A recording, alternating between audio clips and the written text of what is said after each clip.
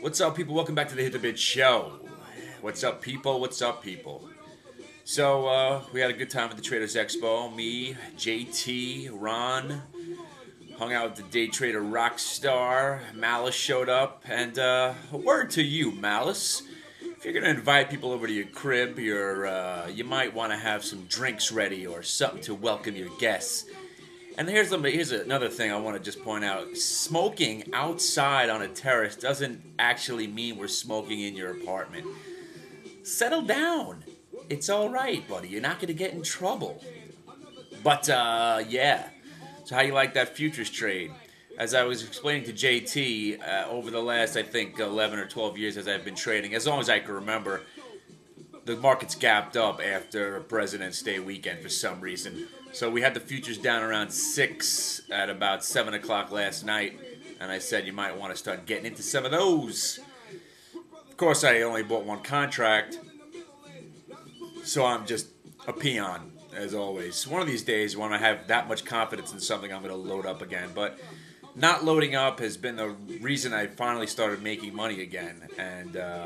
But that's all going to come to a crashing halt because I'm going to be loading up on DGI. I think I've told you about the stock before.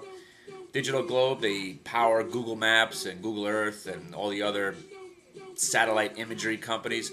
Now, this is a company that doesn't even trade. I mean, half the time there's any contracts being done on the options, it's me buying them. Sometimes I'm a quarter of the volume on the stock during the day.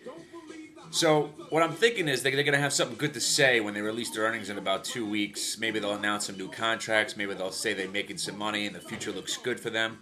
Whatever the case is, the stock has come off a high of 26 to trade around 21.50, 22. I'm liking the March 22 and a half calls, and that's all I'm going to say about it. So let's take a look at that for the time being. But let's go to the Traders Expo. You know, same old thing. Not that many people out there touting their system, and talk to a few people, people that I'm friendly with. Trent over at Global Futures, and if you're into the futures, check out his platform at globalfutures.com. His name is Trent. Tell him the Hit the Bid crew sent you. Thinkorswim, just hung out with those dudes for a second, just to look at their software. A lot of people into Forex now.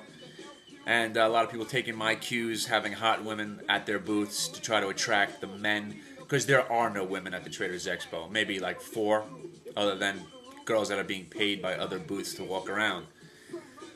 And I'm flagged. Every time I go to the Traders Expo, I got to get approval to enter by the security. And it's a funny thing because they all know me and we all get a laugh at it because I'm on some sort of list to... I don't know what they think I'm going to do. But talk to the T3 Live guys. And so next week I'm going to start calling everybody and maybe be a part of this show. But more importantly is hitthebid.com. It's growing. My boy Ron, he came in from Connecticut. We're building a new site, and it's going to be bigger and better, more interactive, and anything you could think of that you want to be a part of the new website, let us know. As I said, the site that we have now, hitthebid.com, this is another test beta kind of thing, and I know you guys are loving it, so we're going to probably keep it basically the same way. And that's it. Our niche is we are a financial community of traders that try to take this a little bit less serious than most people. When there's nothing to do, we don't feel badly about talking about hot women, movies, sex, drugs, and a plethora of other topics. We don't have to sit there searching for things. We could just hang out and be friends. What a concept.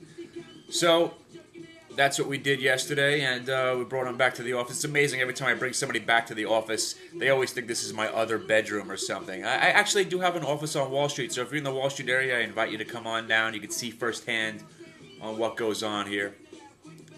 So like I said, it all's coming down to luck at this point because, honestly, I'm going to call Digital Globe, see what the investor relations has to say about their company.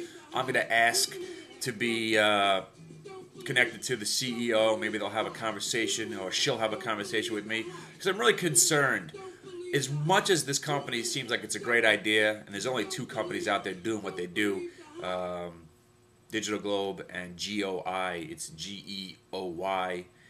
There's only a few companies that do that, and well, you have to assume that just sound like Jay Leno.